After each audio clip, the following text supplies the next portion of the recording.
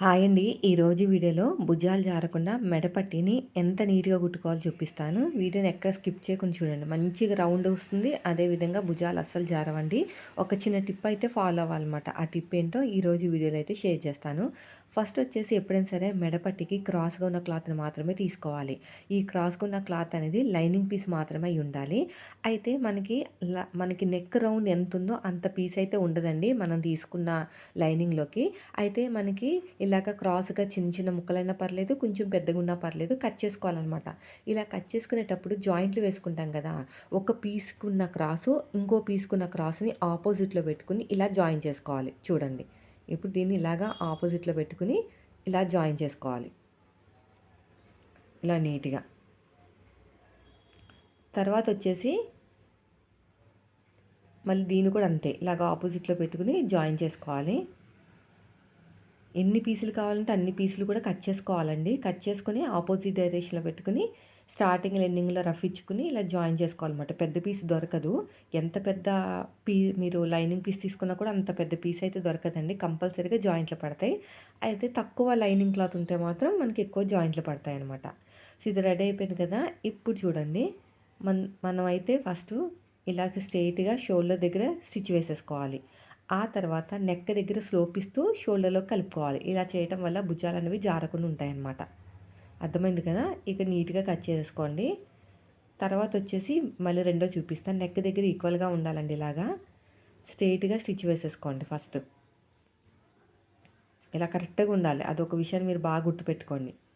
Neck దగ్గర ఈక్వల్‌గా ఉండాలి. ఇలా స్ట్రెయిట్‌గా స్టిచ్ వేసేసేయండి.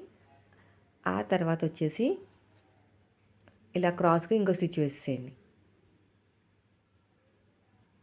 అయిపోయిందండి. ఇప్పుడు ఎగస్ట్రా ఉన్న క్లాత్‌ని నీట్‌గా కట్ చేసేద్దాము. ఇప్పుడు మీ చేతి వాళ్ళని బట్టి ఎటు స్టార్ట్ చేసుకున్నా పర్లేదండి. నేనైతే ఉక్సు పట్టీ దగ్గర నుంచి కాకుండా కాజా పట్టీ దగ్గర నుంచి స్టార్ట్ చేసుకుంటున్నాను. ఎందుకంటే నాకు వాల్ అనేది అటే ఉంటదనమాట. స్టార్టింగ్‌లో ఇలా పెట్టేసుకొని, ఇలా క్లోజ్ చేసుకొని ఒక రఫ్ ఇచ్చేసేయండి. ఇలా నీట్‌గా స్టిచ్ చేసుకుంటూ వెళ్ళిపోవాలి.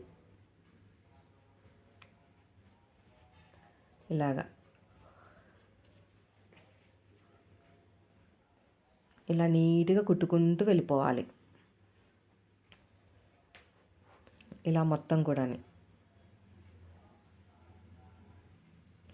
చూడండి. ఇలా నీట్‌గా స్టిచ్ చేసుకుంటూ వెళ్ళిపోవాలి. ఇలాగ పాదం నుంచి డిఫరెన్స్ తోటి. ఇక్కడ కూడా అంతే.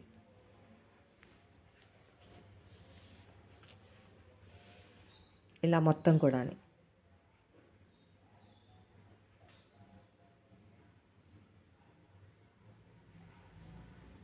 అయిపోయిందండి. ఇప్పుడు ఎగస్ట్రా క్లాత్‌ని కట్ చేసుకున్న తర్వాత రౌండ్‌గా ఉన్న చోట చిన్న చిన్న టక్స్ ఇచ్చేసేయండి ఇలాగా. ఇలా చిన్న చిన్న టక్స్ ఇచ్చేసామంటే మనకి కరెక్ట్‌గా రౌండ్ షేప్ అనేది తిరుగుతుంది. ఇలా మొత్తం కూడాని.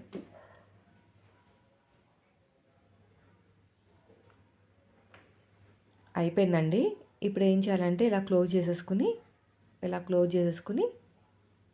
మొత్తం కూడా నీట్‌గా కుట్టుకుంటూ వచ్చేసేయండి.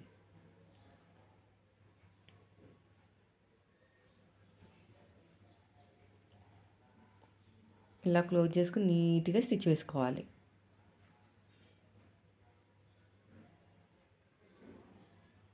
ఇలా మొత్తం కూడాని.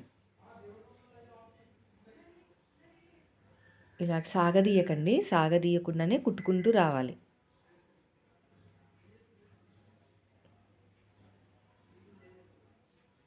ఇలా మొత్తం కూడాని.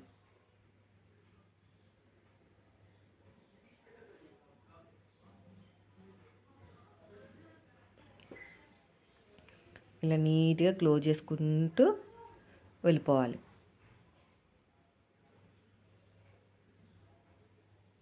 ఇలాగ. మళ్ళీ ఇలా క్లోజ్ చేసేసుకొని ఇంకో స్టిచ్ వేసేసుకోండి. అంతే చూసారా ఎంత ఈజీగా అయిపోయిందో? చూడండి ఇలా వస్తదనమాట రౌండ్‌గా. అయితే మనం ఇక్కడ ఎగస్ట్రా ఉన్న క్లాత్‌ని కట్ చేసేసుకొని హేమింగ్ అనేది చేసుకున్నామంటే అసలు భుజాలు జారవండి. చాలా నీట్‌గా వస్తుంది. రౌండ్ తిరిగే చోట చిన్న టక్స్ పెట్టుకోండి. అది విషయాన్ని మీరు బాగా గుర్తుపెట్టుకోవాలనమాట. ఇలా వస్తది రౌండ్‌గా. ఇలా నీట్‌గా వస్తదనమాట. సో, వీడియో నచ్చితే మాత్రం ఖచ్చితంగా లైక్ చేయండి friends. Thank you for watching.